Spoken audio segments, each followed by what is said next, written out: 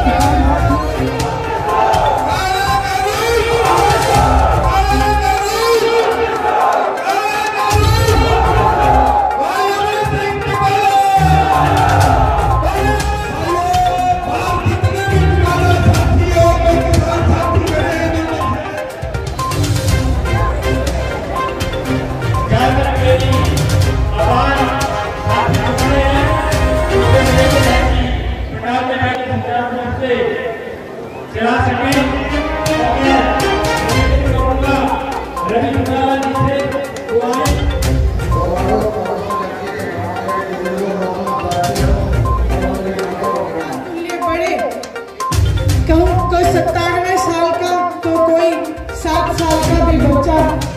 आज किसान आंदोलन वो तो छोड़ जो मेरी माताएं बहनें हैं, यदि उनके घर की भैंस दूध ना दे और गिर जाए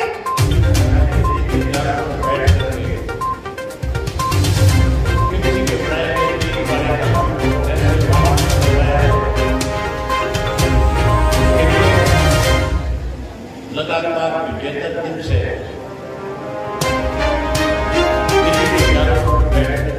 देश के प्रधानमंत्री से निवेदन कर रहे हैं कि आपने जो कानून बनाए उससे सारा देश का किसान कि जहां हम धरनों पे जा करके हमारे साथियों की जिम्मेवारी लगा करके आ रहे हैं, वहीं पूरे प्रदेश के अंदर किसान जन जागरण अभियान चलाया जाए, जिससे ज़्यादा लोगों को इस आंदोलन के साथ जोड़ा जा सके। इसकी शुरुआत आज मैंने चुटाला गांव से करी है और अगले 11 दिन 7 तारीख से लेकर के 19 तारीख तक लगातार एक दिन में 2-2 जिलों के कार्यक्रम रखे। 22 के 22 जिले कवर करूंगा। इस दौरान 22 विधानसभा क्षेत्र भी कवर होंगे। उसके बाद अगला जो कार्यक्रम है वो फिर दोबारा 25 तारीख से शुरू कर देंगे और उसमें एक हल्के के 4 गांव लेंगे। जो बड़े गांव हैं उन गांवों के कार्यक्रम करेंगे। अगले अभियान में भी 22 के 22 जिले फिर कवर करेंगे। इस तरीके से लगातार हम इसको अप्रैल 15 तक, जब तक गेहूं की कटाई नहीं हो जाती, तब तक इस कार्यक्रम को इसी तरह से जारी रखेंगे। और हम तो चाहते ही हैं कि मोदी जी को परमात्मा को सद्बुद्धि दे। उन्होंने जो जिद कर रखी है उसको छोड़ें और इस जिद को छोड़ करके उस अन्नदाता को, जिसको रोज अन्नदाता के रूप में मानते थे, किसान की बात करते थे, दोबारा किसान की जबान पे आए कि नरेंद्र मोदी ने अपने किए वायदे निभाने का काम किया।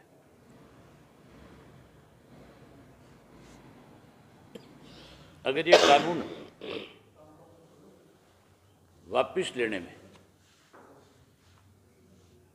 मोदी जी ने कोई ज़्यादा लंबा समय लगाया, उससे देश आर्थिक रूप से कमज़ोर हो जाएगा। उससे देश के, दुनिया के देशों के हमारे देश से विश्वसनीयता खत्म हो जाएगी।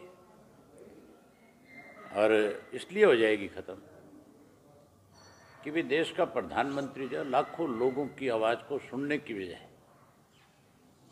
उन्हें आंदोलन करने पे मजबूर कर रहा है।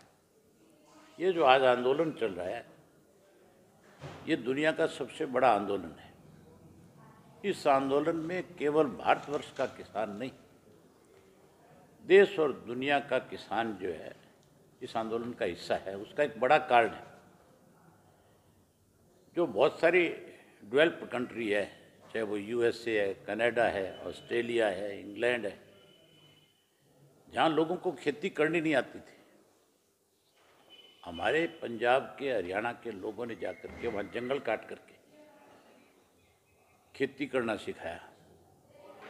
आज उन मुल्कों के जो लोग सरकार में बैठे, सरकार चलाने वाले हैं, वो भी हमारे एहसानमंद हैं कि अगर हिंदुस्तान का किसान हमारे मुल्क में ना आता तो आज हमारे सामने खाद्य पदार्थों की कमी होती। इसलिए सारी दुनिया जो है आज किसान के साथ खड़ी है। मोदी जी को जहाँ सारी दुनिया भर से लोगों ने ईमेल डाली है, व्हाट्सएप किया है, ट्वीट किए हैं, जहाँ उन्होंने चिट्ठियाँ लिख करके रिक्वेस्ट करी है, तो मेरी ख्याल अब उनको किसान की बात को समझना चाहिए और जल्दी ही वो जो टेलीफोन के कॉल की बात करते हैं उस बात को पूरा करके, कॉल करके किसान को बुला करके उनकी समस्या का समाधान कर देना चाहिए। आप भाई साहब तीनों बॉर्डरों पे जा चुके हो, सिंगूर, टिकरी और गाजीपुर। पिछले 4-5 दिन से वहाँ नेट बंद किया गया है और तमाम तरह की अफवाहें सरकार की तरफ से फैलाई जा रही हैं, तो अभी आंदोलन की क्या वहाँ सूरत हाल?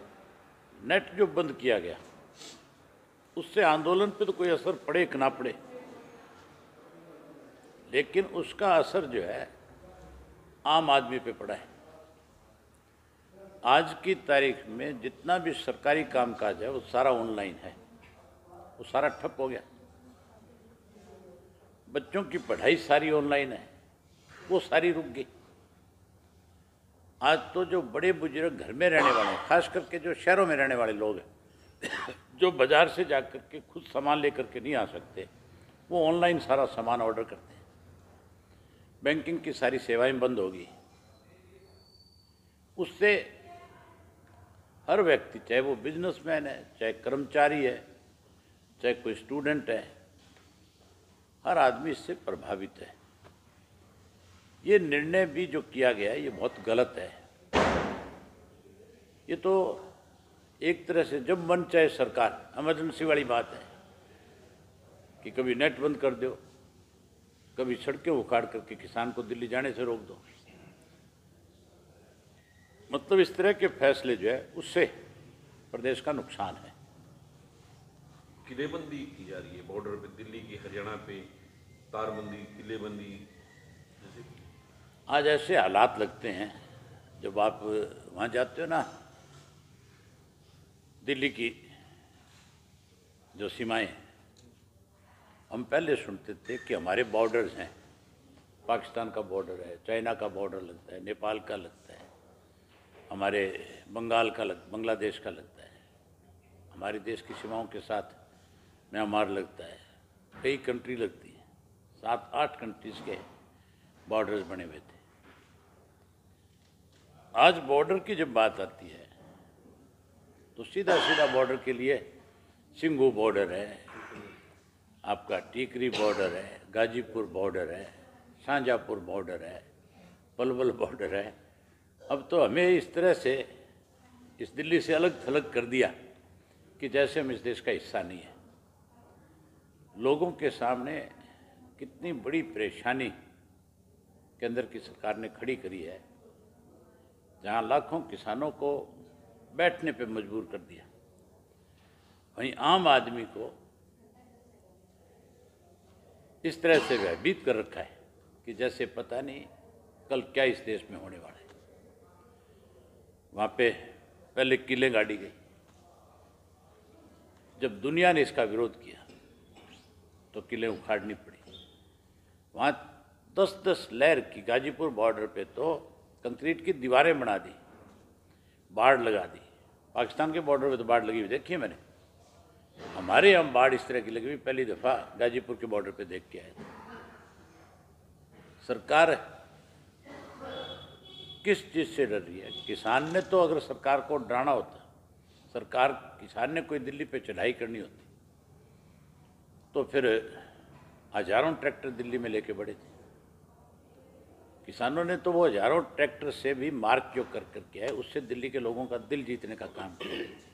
शरारत अगर वहाँ किसी ने करी तो बीजेपी ने करी, और बीजेपी शरारत करके कहीं किसान को बदनाम करना चाहती थी। लेकिन आप लोगों को बधाई देता हूँ, मीडिया के लोगों को, विशेष रूप से जो सोशल मीडिया के लोग हैं। आपने वहाँ एक एक चीज़ को टारगेट किया, आपने इस तरह की पिक्चरें निकाली वहाँ से जिससे बीजेपी फिर बेनकाब होगी। आज जो 26 जनवरी को एंट्री हुई किसानों की दिल्ली में, सैकड़ों किसान और युवा लापता हैं, उनको लेके आप क्या करोगे? आप संघर्ष करें उस किसानों के साथ? मैंने बहुत सारी जानकारियां जुटाई और विशेष रूप से दिल्ली की तिहाड़ जेल से इस बात की जानकारी ली कि यहाँ पे जो लोग जो लापता है वो कितनी संख्या में इन्होंने अरेस्ट करके आपके पास जेल में भेजे हैं। मैंने उनकी डिटेल भी ली है, जिन जिन लोगों को तिहाड़ जेल भेजा गया है उन सब की डिटेल ली है। वो डिटेल मैंने बॉर्डर्स के ऊपर दी है। मैंने कहा भी मेरी जो जानकारी है, मुझे जो जानकारी मिल सकी वो मैंने आपसे शेयर करी है। और भी कोई मुझसे जानकारी लेना चाहोगे तो मैं उसके लिए प्रयास करूँगा। लेकिन बहुत सारे लोग आज भी लापता हैं, उसके लिए दिल्ली की गवर्नमेंट को जानकारी हासिल करके तुरंत देनी चाहिए। 75 दिन के लगभग हो चुके हैं जी किसान आंदोलन को, 200 से ज़्यादा शहादतें किसानों की हो चुकी हैं। लेकिन अब भी जो भाजपा सरकार के मंत्री हैं कंवरपाल गुर्जर, उनका बयान आता है कि अभी तक भी इसके पीछे चाइना का हाथ बताया जा रहा है किसान आंदोलन के पीछे। इतना कुछ होने के बावजूद भाजपा जो है कोई पार्टी नहीं है, कोई राजनीतिक दल नहीं है। भाजपा के पीछे आरएसएस का हाथ है। आरएसएस जो है वो सबसे सांप्रदायिक संगठन है। वहाँ पे केवल सांप्रदायिकता ही समझाई जाती है। मुझे आप बता दो, आज तक कोई भी निर्णय बीजेपी की चाहे कहीं भी सरकार है, भारतीय जनता पार्टी की तरफ से कोई निर्णय आज तक हुआ है? जो भी कोई निर्णय होता है नागपुर से इनको संदेश आता है, नागपुर से इनको हिदायत दी जाती है और इनको उस चीज़ को लागू करना पड़ता है। आप उसको राजनीतिक दल नहीं मान सकते। राजनीतिक दलों के अंदर फैसले जो हैं पार्टी के नेता आपस में बैठ करके फैसले करते हैं। यहाँ तो ये हालत है कि कानपुर इससे नागपुर से मोदी के पास आदेश आता है और मोदी कैबिनेट की बैठक बुला करके उसको उनका जो निर्णय उसको थोपता है। वो तो कैबिनेट में भी चर्चा नहीं करते। तो राजनीतिक दल कहाँ है? तो सांप्रदायिक दल है जो इस देश को तोड़ने में लगा हुआ है, जो इस देश को बर्बाद करने में लगा है, जो इसको गिरवी रखने में लगा है। उनकी सोच केवल देश को बेचना है। आपके रिजाइन करने के बाद आज 45 में जैसे आपको किसान रत्न से सम्मानित किया गया, इसी तरह पूरे प्रदेश की निगाहें लगी हुई है। आपको एक बहुत ऐतिहासिक सबूत रहा है महम 24 ही, वहाँ पे किसान संगठनों द्वारा सम्मानित किया जा रहा है। पूरे प्रदेश की राजनीतिक जो लोग हैं, वो सामाजिक संस्थाएं हैं और संस्थाएं, सबकी निगाहें लगी हुई हैं। इतना बड़ा एक सम्मान मिलने जा रहा है, उसको लेकर कैसा महसूस करें? मैंने अपनी जिम्मेवारी निभाई है। लोग मेरे उस इस्तीफे को किस ढंग से लेते हैं ये फैसला तो उनके अपने हैं। मैंने इस्तीफा को सम्मान कराने के लिए नहीं दिया, मैंने किसान का सम्मान हो इस बात के लिए रिजाइन किया है।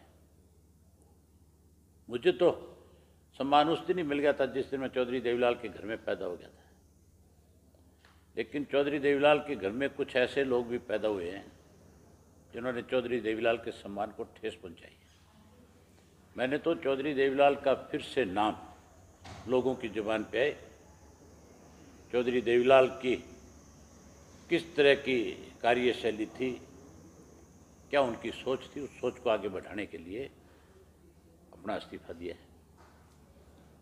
क्या सिरसा में भी कुछ जो बड़े नेता हैं जैसे राकेश टिकैत हैं या बलबीर सिंह राज्यवाल हैं, उनको यहाँ बुलाकर कोई बड़ी महापंचायत भी सिरसा में हो सकती है? देखते हैं, बात करूंगा मैं उनसे, अगर वो समय निकाल पाएंगे तो। क्योंकि आज किसानों के लिए अगर किसान को किसी ने लामबंद किया, किसी ने लड़ाई शुरू करी, तो उसका नाम बलबीर सिंह राजेवाल है। और दोबारा से 26 जनवरी के षड्यंत्र के बाद अगर किसान की पगड़ी को किसी ने बचाया तो उसका नाम टिकैत साहब है। ऐसे लोगों को महापंचायत करके बुलाना चाहिए ताकि वो किसान को और अच्छा संदेश दे, इस आंदोलन को और कैसे आगे बढ़ाना है, कैसे इस आंदोलन में लड़ना है, वो सारी चीज़ बता के जाए। हर आदमी बॉर्डर पे नहीं जा सकता, लेकिन उनको किसान के पास आने में कोई दिक्कत नहीं है। सरसा जिला में तो किसान लाखों इकट्ठा हो सकता है, लेकिन लाखों लोग सरसा जिला के वहाँ नहीं जा सकते। वहाँ तो एक लिमिट है, उतने लोग जाएंगे।